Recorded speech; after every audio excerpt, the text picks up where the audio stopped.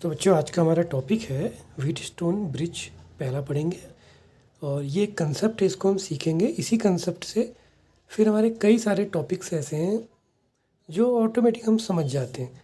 तो हमें Wheatstone bridge को रटेंगे नहीं बल्कि इसको किरचॉफ लॉ के थ्रू समझने की कोशिश करेंगे। तो पहले हम सिंपल एक सर्किट बनाते हैं। मान लिया कि आपके पास एक पॉइंट ए है और एक इधर को रेजिस्टेंस लगा है लेट पी, एक इधर लगा है Q, एक इधर लगा है R और इधर लगा है S और लेट इसके बीच में हमने गैल्वेनोमीटर ऐड कर लिया और इस गैल्वेनोमीटर का रेजिस्टेंस मान लिया RG कह दिया, ठीक है। और ये पॉइंट B है। तो अगर हम सपोज इसको बैटरी से जोड़ें, ठीक है ना, यहाँ से अगर हम एक किसी सेल या किसी बैटरी से इसको जोड़ लेंगे तो क्या होगा, यहाँ से करंट आई, ठीक है। तो करंट आएगी तो क्या होगा उसका, तो अब इसके बाद क्या होगा, आई करंट के पार्ट हो जाएंगे। इस जंक्शन पे पहुँचेंगी लेट, इधर को चलेगी I1 और मान लिया इधर को चलेगी I माइनस I1, ठीक है। अब सपोज ये करंट यहाँ पहुँचेगी, ये यहाँ पहुँचेगी, मान लिया इसके फिर दो पार्ट हो गए। लेट इधर को चलेगी I3 और इधर को आ गई I1 माइनस I3, ये दोनों इस जंक्शन पे पहुँचेगी। अब ऐसा होता ना, करंट का स्पीड जैसा कि मैंने बताया था ऑलमोस्ट लाइट की स्पीड से चलती है, तो there will be no time lag कि ये नहीं कि ये यहाँ पहुँचेगी तो फिर तब तक इसका क्या होगा, बिल्कुल एकदम से पहुँच जाती है, कोई टाइम लैग नहीं होता इसके बीच में स्पीड, क्योंकि इसकी लाइट के ही इक्विवेलेंट होती है।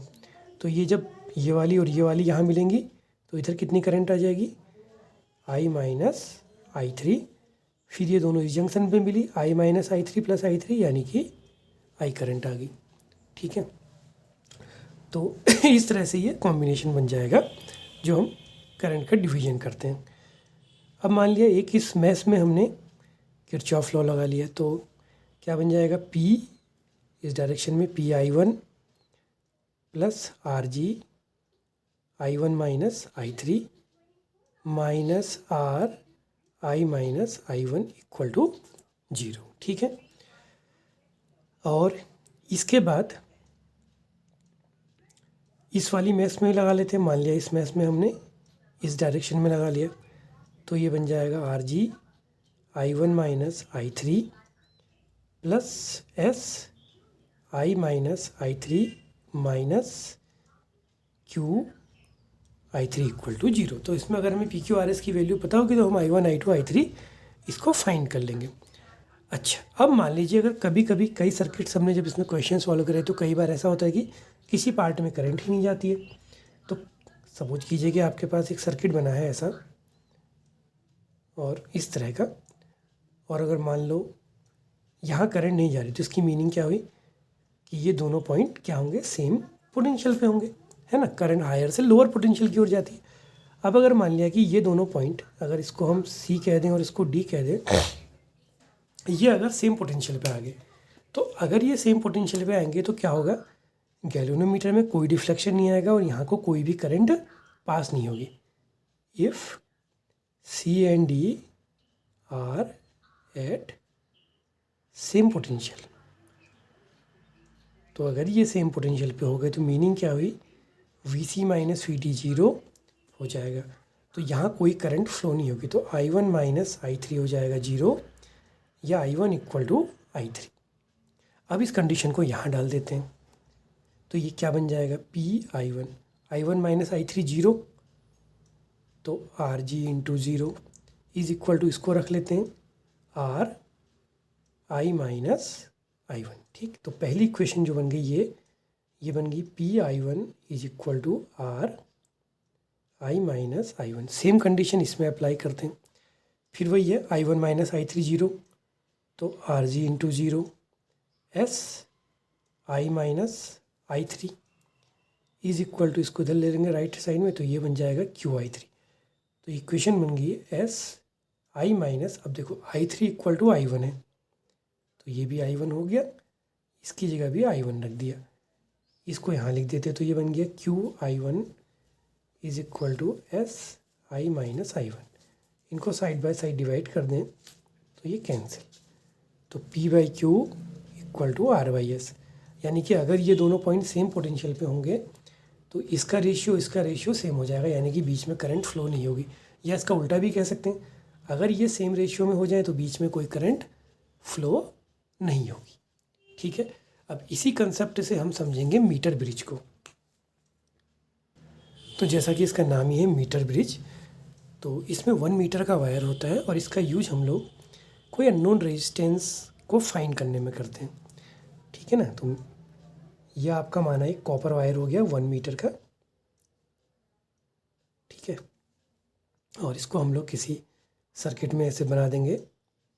मान लिया ये किसी वुडन, ये होता है हमारा वुडन एक होता है, उसके ऊपर ये वायर को कसा जाता है इन पॉइंट्स में इस तरह से, और ये जो होते हैं इस तरह से लगा दिया। यहाँ नट्स होते हैं, इसमें बीच में ऐसे कई सारी जगह होती हैं यहाँ पर कनेक्शंस के लिए मेटल की स्ट्रिप्स दी होती, बाकी सारा स्टफ़ वुड में होता है। और यहाँ हमारी माना ये सेल होगी और बीच में आप की लगा सकते हैं, एमीटर जोड़ सकते हैं करंट की वैल्यू के लिए।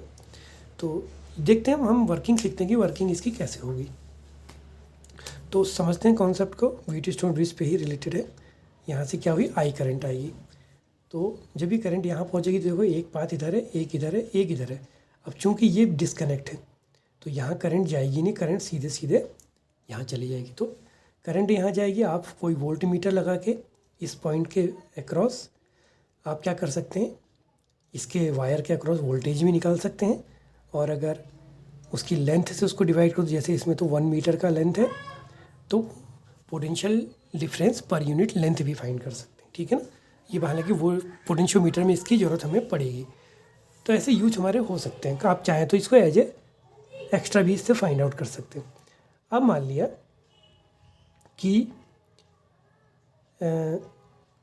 इस एंड के बीच में मैंने एक रेजिस्टेंस बॉक्स लगा दिया और यहाँ पर मैंने एक कोई अननोन वायर लगा दिया जिसका मुझे रेजिस्टेंस फाइंड करना है। ठीक है, तो अब क्या होगा, अब इसको ऐसे समझो कि यहाँ पर मान लिया अब करंट आएगी तो क्या हो, देखो करंट ये गई, इसके एक पार्ट इधर चला गया, एक पार्ट ऐसे गया, यहाँ से होते हुए इधर को आ गए, 2 पाथ बन गए हमारे पास। ठीक है ना, इस कंसेप्ट को भी समझना, एक पार्ट ऐसे था, एक पार्ट ऐसे, और इस तरह से यहाँ को चला गया। अब यहाँ से हम लोग क्या करते हैं, एक जोकी कहते हैं एक्चुअली में, एक वायर से हम लोग एक पेन जैसी होती है उसको जोड़ते हैं, उसके ऊपर टर्न कराते हैं। ठीक, यहाँ से कराना शुरू करते हैं। जब आप इसको इधर को रखोगे और इसमें से जोड़ लोगे यहाँ पर गैल्वेनोमीटर, तो गैल्वेनोमीटर को आपने देखा है, कई बार प्रैक्टिकल करा हमने, कि जब उसको एक किसी सेल के इधर वाले एंड पे ले जाएंगे, इस एंड पे तो डिफ्लेक्शन इधर को आएगा, तो दूसरी ओर अपोजिट। तो पहले आप देखना कि इधर को डिफ्लेक्शन अगर इधर को आया तो उधर को इसका ऑपोजिट होना चाहिए, तो मीनिंग सर्किट सही हो रहा है। अब इसमें करा क्या जाता है, यहाँ से एक हम रेजिस्टेंस को निकाल लेते हैं। तो मान लिया अब जैसे ये अननोन रेजिस्टेंस, तो मान लिया इसको हमने P कह दिया, और यहाँ से हमने एक रेजिस्टेंस निकाला, मान लिया वो S ओम का निकाला।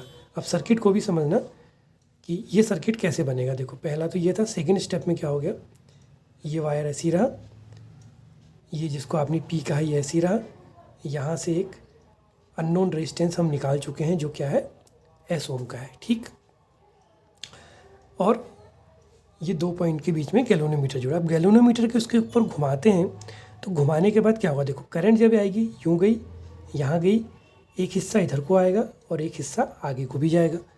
ठीक है ना, वही जैसा मैंने बताया अभी तक क्या हो रहा होगा, करंट जब आ रही होगी इस यहाँ गई, यहाँ को आई, या यहाँ से ऊपर को गई, 3 पाथ इसके बन रहे हैं, एक इधर को, एक इधर को, फिर इधर को, फिर इधर को। अब हम इसको घुमाते घुमाते क्या करते हैं, ऐसा सर्किट बनाते हैं कि गैल्वेनोमीटर में डिफ्लेक्शन 0 हो जाए। तो गैल्वेनोमीटर में डिफ्लेक्शन 0 का मतलब यहाँ पर अब कोई भी करंट इसमें फ्लो नहीं हो रही होगी।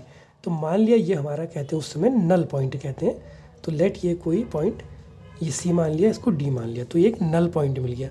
नल पॉइंट का मतलब अब करंट का क्या हो रहा है, आ रही है यहाँ से ऐसे चलेगी, यहाँ से इधर को चले गई। ये दोनों पॉइंट सेम पोटेंशियल में आ गए। अब ये कितनी लेंथ में मिला, मान लिया कि ये L सेंटीमीटर में मिल जाता है, तो ये लेंथ कितनी हो जाएगी, 1 मीटर का वायर है तो 100 माइनस L सेंटीमीटर। तो अब देखो ये दो पार्ट बन गए, ये P और S बन गया था। मान लिया कि ये जो L लेंथ वाला मिला इसको हमने Q कह दिया, इसको R कह दिया, तो ये क्या बन गया, व्हीटस्टोन ब्रिज। तो करंट फ्लो नहीं हो रही तो उसकी मीनिंग P और S का रेशियो और Q और R का रेशियो क्या आ रहा होगा, सेम आ रहा होगा। P अननोन है, ये निकालना है, S हमारा नोन है, ये हम रेजिस्टेंस बॉक्स से निकालेंगे, या आप कोई रेजिस्टेंस, आजकल तो इलेक्ट्रॉनिक रेजिस्टेंस लेंगे उसको भी लगा सकते हैं।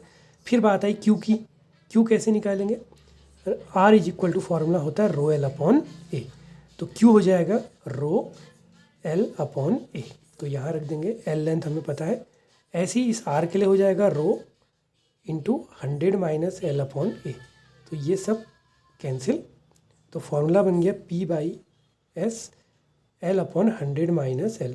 तो यहाँ कोई चेंज करने की जरूरत नहीं क्योंकि ये सेंटीमीटर भी कैंसिल हो जाएगा। तो इस फॉर्मूले के थ्रू आप मीटर ब्रिज का उपयोग कर सकते हैं, बिल्कुल व्हीटस्टोन ब्रिज की कंसेप्ट से इसको हमने सीखा।